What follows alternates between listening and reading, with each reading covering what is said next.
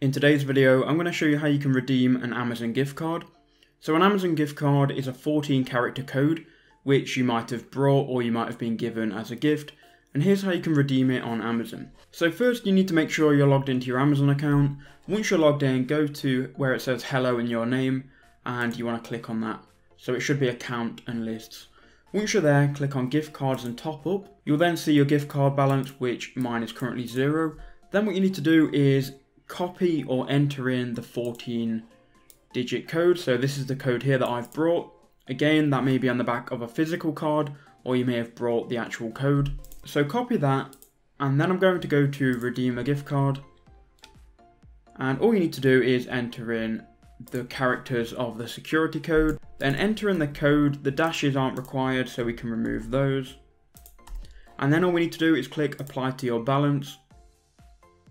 And there we go, £5 has now been added.